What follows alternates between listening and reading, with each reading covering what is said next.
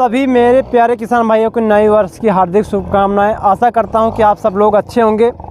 किसान भाई, आज मैं बात करने वाला हूं फल छेदक कीट के बारे में। जी हां किसान भाइयों, पार्ट बोरर के बारे में। किसान भाइयों, हम देखते हैं कि हमारे चने की फसल में देखते हैं कि हमारे जो फल होते हैं, फूल होते हैं, उनमें छिद्र कर देते हैं। फली जब आना चालू हो जाते हैं उसमें छेद कर देते हैं। तो किस तरीके से इन पर नियंत्रण किया जाएगा और किस कारण से हमारे खेत में आते हैं, सारी जानकारी मैं आप लोगों को इस वीडियो में देने वाला हूं। सबसे पहले अगर आप हमारे यूट्यूब चैनल पर नए हैं तो हमारे यूट्यूब चैनल हनी एग्रीटेक को सब्सक्राइब करना ना भूलें, क्योंकि ऐसी रोमांचक वीडियो मैं आप लोगों के लिए रोज़ाना लेके आता रहता हूं। जी हाँ किसान भाई, हमारे बहुत से ऐसे किसान भाई हो जो चने की खेती बहुत ही बड़े पैमाने पर करते हैं और छोटे पैमाने पर भी करते हैं। इस पर किस तरीके से जो है रोग आने से पहले उस पर रोकथाम किया जाएगा, सब कुछ जानकारी मैं आप लोगों को दूंगा। किसान भाई, इस समय मैं चने के खेत में खड़ा हूं। हमारे किसान भाई ने करीब 1.5 बीघे के आसपास यहाँ पे चने की बुआई भी की है और चने में काफ़ी अच्छा फुटाव देखने को मिला। किसान भाई, फुटाव किस तरीके से लिया जाता है चने में, वैसे खासकर हम आपको दवा का छिड़काव करने के लिए नहीं बताएँगे रासायनिक। किसान भाई, आपकी जो उसकी पहली शाखाएं होती है उसको कैंची से काट देना या हाथ से उसको नोच देना। इससे क्या होता है, जितनी ज़्यादा मात्रा में आप उसको काटेंगे उतनी ज़्यादा उसमें फुटाव देखने को मिलता है। जितना ज़्यादा फुटाव होगा उतनी ही बेहतरीन तरीके की हमारे चने की खेत में पैदावार देखने को मिलता है। किसान भाइयों, ये टॉपिक हमारा नहीं है, लेकिन हमारा टॉपिक ये है कि फल छेदक कीट को नियंत्रण किस तरीके से किया जाएगा उस पर हम बात करते हैं। बात करेंगे लक्षण।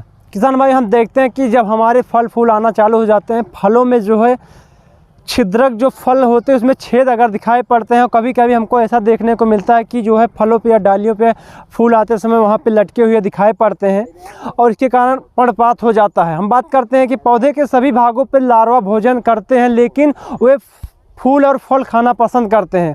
कभी कभी खाने के दौरान लार्वा फली लटके हुए दिख सकते हैं। अगर ये फल फूल नहीं आए हैं तो उसके बाद ये टहनियों पे लटके हुए दिखाई पड़ सकते हैं।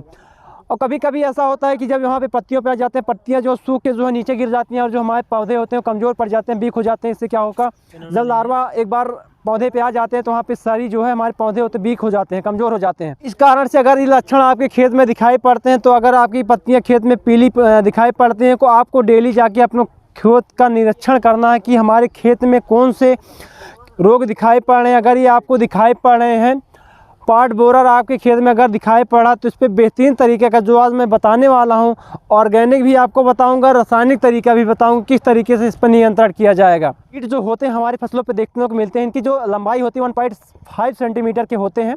इनके स्लेटी भूरे रंग के शरीर में बालों की छाती होती है, उनके हल्के भूरे रंग के अग्रदात पर गाढ़ी भूरी पट्टियाँ होती है, जिनके किनारे पर काले रंग के धब्बे दिखाई पड़ते हैं, और फिर जिनमें किनारे पर एक फीके रंग का धब्बा होता है। मादाएं उन पौधों पर पीले सफ़ेद अंडे देती हैं जिनमें फूल निकल चुके होते हैं। जो मादा होती है उसी पौधे पे अपने अंडे को देती है जहाँ पे फूल आ चुके, कभी या तो फिर फूल निकलने वाले होते हैं।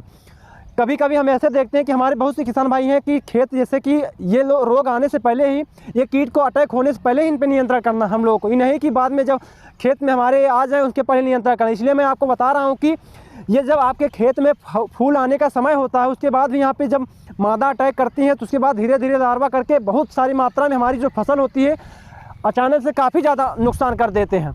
इसके लिए आपको खेत में जाके बारीकी से आपको देखना रहता। अब हम बात करेंगे कि इसका निवारण किस तरीके से किया जाए। किसान भाई, आपको बुआई करते वक्त सबसे पहले आपको ये ध्यान देना है, आपकी फसल में काफ़ी अच्छी गैप होना चाहिए, न्यूनतम दूरी होना बहुत ही ज़रूरी है। अपने पौधे की समय समय पे अंतराल पे आपको जांच करना है कि लार्वा आपके खेत में दिखाई पड़ रहे हैं कि नहीं दिखाई पड़ रहे हैं, और अच्छे उर्वरक की आपको वहाँ पे, जिससे उसके पोषक तत्व जितना आपके पौधे मजबूत होंगे, जितना आपके पौधे तंदुरुस्त होते हैं, उसमें भी आपको नहीं दिखाई पड़ेंगे। आपको लाभकारी कीटों की आबादी को बढ़ाना है। के सामने लार्वा को लाने के लिए जब आपकी फसल की कटाई हो जाए तो आपको अपने खेत की जुताई करना है कि उसको किस तरीके से निवारण पहले करना है। अब एक चीज़ मैं आपको बता दूं कि आपको रासायनिक दवाओं का प्रयोग जब आपकी फसल कटाई के करीब हो तब नहीं करना है।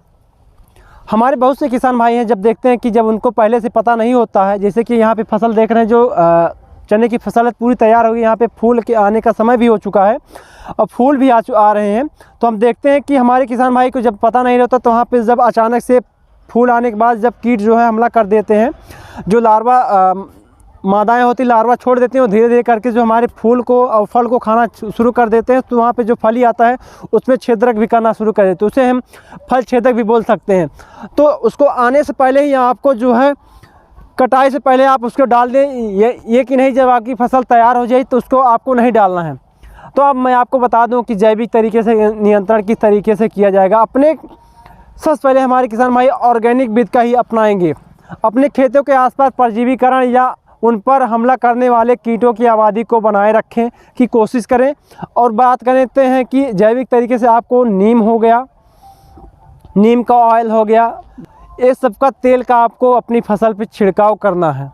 और छिड़काव कब करना है, जैसे कि फसल को आप देख रहे हैं कि आपकी फसल में अगर निगरानी कर रहे हैं, जांच कर रहे हैं, अगर आपकी फसल में दिखाई पड़ते हैं ये कीट, आपको उस पर जो है पहले से छिड़काव करना है, जिससे कि आपको फल ही और फूल आने के समय में इनका जो भारी मात्रा में निदान हो सके। अगर ये एक बार अटैक कर देते हैं तो बहुत ही ज़्यादा काफ़ी ज़्यादा नुकसान करने लगते हैं। अब बात करते हैं इसको कुछ ऐसी जैविक चीज़ें भी हैं जिनका हम डाल के इस्तेमाल कर सकते हैं।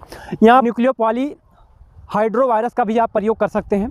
यहाँ पे ऐसे डाल देंगे तो जो जैविक तरीके से आप इस तरीके से आप निदान कर सकते हैं। और आप बात करते हैं कि हम जब आपके खेत में भारी मात्रा में आपको ये कीट देखने को मिलते हैं तो इसमें रासायनिक जो है दवा पूर्ण रूप से काम नहीं कर पाती, हम देखते हैं।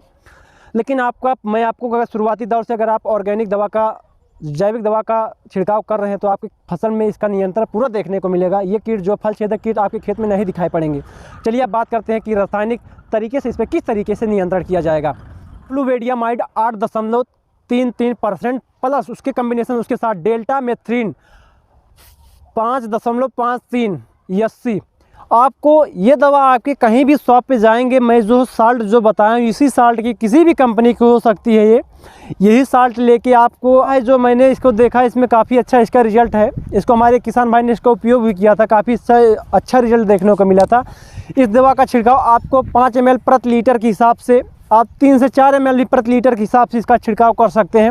लेकिन आप हमारी बातों को ध्यान देंगे, जब आपकी फसल कटान के करीब हो तो उस समय आप जो है इस दवा का छिड़काव नहीं करेंगे, रासायनिक कोई भी दवा का छिड़काव नहीं करेंगे, क्योंकि वो रासायनिक दवा अगर आप खाएंगे तो आपको उस पर भी नुकसान देखने को मिलेगा।